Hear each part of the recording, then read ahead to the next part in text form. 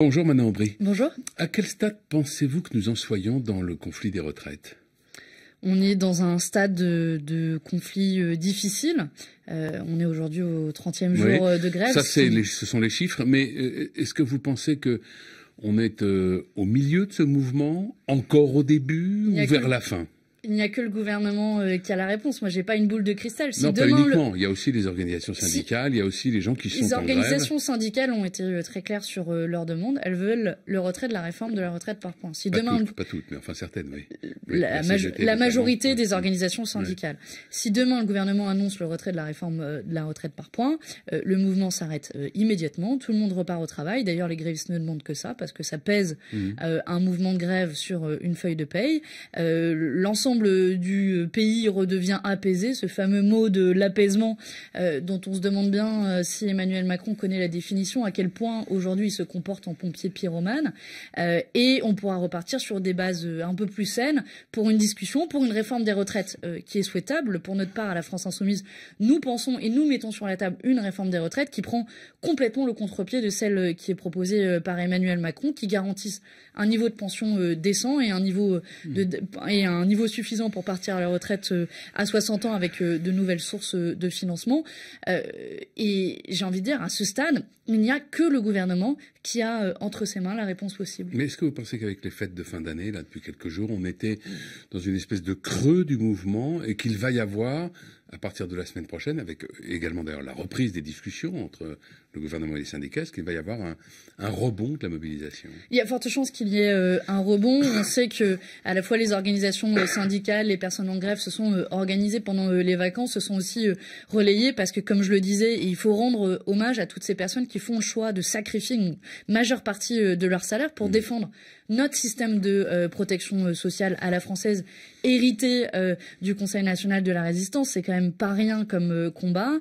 Et il y a de fortes chances qu'à partir de lundi prochain, le mouvement reparte de plus belle, avec évidemment la journée de mobilisation du 9 janvier prochain, de jeudi prochain, en ligne de mire, qui j'espère sera la plus large possible, parce que, j'insiste, on est ici pas sur une défense d'intérêt catégoriel comme ça a pu être caricaturé. On est bien sur la défense d'un système de retraite, de notre système de répartition qu'on ne veut pas vendre au privé, qu'on ne veut pas vendre à des acteurs comme BlackRock, et pour lesquels je veux dire, c'est une vraie question de société. Qu'est-ce qu'on veut pour nos vieux jours? Qu'est-ce qu'on veut pour les générations suivantes, pour votre retraite, pour ma retraite, pour les futures générations? Et j'espère qu'à un moment ou un autre, le gouvernement va revenir à la raison, parce que à l'heure actuelle, c'est lui qui met le feu aux poudrières. La solution, c'est comme le suggère Philippe Martinez de la CGT, des grèves partout, des blocages partout, les raffineries par exemple bloquées. C'est ce moyen de pression-là qui est le bon? En tout cas, on n'a pas trouvé mieux. Si vous avez mieux que la grève pour faire entendre des revendications sociales, la grève qui quand même est un droit constitutionnel, parce que parfois on a l'impression qu'on viole je ne sais quel droit en faisant grève. C'est un droit, et dans l'histoire sociale d'ailleurs, c'est toujours à travers des grèves sociales qu'on a pu avoir des avancées sociales, que ce soit la réduction du temps de travail ou autre. Et alors à ces grèves, peut-être qu'il faut assortir, je sais pas, d'autres actions symboliques, d'autres actions coup de poing là.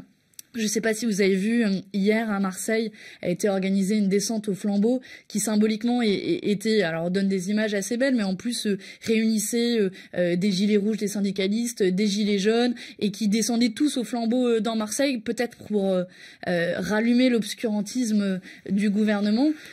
Voilà, il faut être créatif aussi en ces temps de mouvement social. Je sais pas, s'inspirer de ce qu'ont pu faire le mouvement social à Hong Kong, par exemple, avec des actions de désobéissance en plus de ces grèves. Mais en tout cas, il faut utiliser tous les moyens possibles pour se faire entendre. Et la semaine prochaine sera décisive. Alors, la semaine prochaine, donc je le disais, il y a reprise des discussions, peut-être pas avec tous les syndicats, mais avec certains d'entre eux en tout cas, et le gouvernement. Comment avez-vous compris les propos d'Emmanuel Macron lors de ses vœux aux Français le 31 décembre au soir? Propos donc sur la nécessité, a-t-il dit, de trouver un compromis, qui était une espèce d'injonction au Premier ministre, à Édouard Philippe, d'une part, et sur la prise en compte des métiers difficiles. Comment vous avez compris ces propos? Est-ce qu'il annonce, au fond, les concessions qui vont venir? Moi, j'ai surtout entendu de la part d'Emmanuel Macron une extraordinaire fermeté. J'étais pas naïve. même si c'était la période de Noël, malheureusement, je ne crois plus beaucoup au Père Noël et au retrait de la réforme, mais le niveau de fermeté était quand même fort de la part d'Emmanuel Macron. Moi, j'avais le sentiment qu'on se faisait sermonner. La réforme est juste, elle va aller à son terme. Maintenant, c'est les modalités précises qu'il faut voir, et il renvoie la balle à Édouard Philippe en lui disant bon, maintenant, trouve un compromis rapide avec ceux qui le veulent, parce que s'ils ont entendu, les autres ne veulent pas discuter. Si, en fait, tout le monde veut discuter, y compris la CGT, y compris Sud, y compris des oppositions politiques comme la France Insoumise. On met des propositions qui sont sur la table, mais aujourd'hui, le gouvernement, il reste de manière scandaleusement sourd, ultra sourd. Et si le gouvernement ne change pas d'attitude, malheureusement, il est responsable de cet enlisement du conflit. Vous avez évoqué tout à l'heure la question du privé dans le système de retraite français, et vous avez parlé de BlackRock. Est-ce que pour vous, la Légion d'honneur remise au patron français de BlackRock a quelque chose de suspect? C'est surtout une provocation.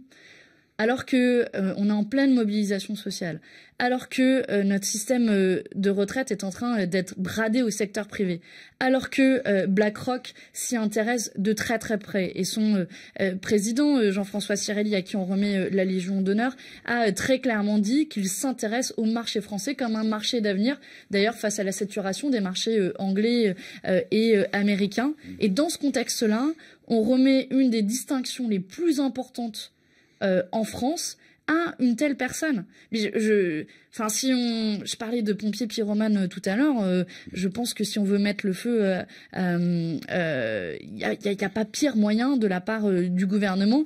Et eux, ne voient même pas où est le problème. En fait, c'est pour ça que je me demande, pour finir sur les vœux d'Emmanuel Macron, où est-ce qu'il était le mois dernier, au mois de décembre? Il n'a pas vu tout ce qui s'est passé, il n'a pas vu le sentiment généralisé. C'est pas juste un conflit porté par la CGT ou la France Insoumise ou quelques huluberlus, c'est un rejet massif de la part de la population française. Et je trouve que cette distinction donnée à BlackRock est une provocation extrêmement dangereuse. Un mot de Carlos Ghosn. Nos confrères du Figaro ont demandé à leurs lecteurs si Carlos Ghosn avait eu raison de s'enfuir du Japon. 73% ont répondu oui et 23% ont répondu non. Qu'est-ce que vous auriez répondu, vous, Manon Aubry? Ça en dit peut-être long sur l'identité politique des lecteurs des Échos. Vous auriez répondu? Plus sérieusement, on a quand même quelqu'un qui se soustrait deux fois. Il s'est d'abord soustrait aux impôts.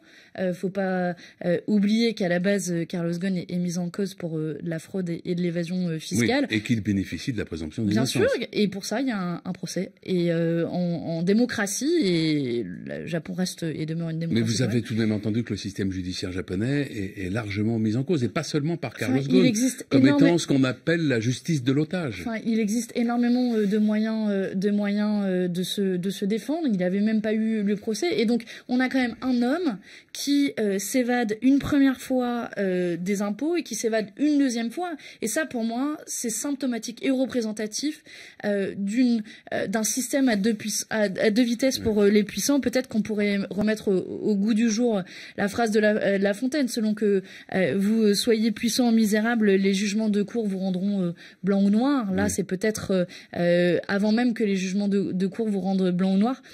On voit que pour eux, l'impunité est la règle, tant en matière juridique que là, physiquement, où ils s'échappent. Et puis, c'est hyper rocambolesque comme histoire. Ça, et si c'était pas la réalité, je crois que ça fondrait matière à un bon polar. Merci Manon Aubry. Bonne journée. Merci.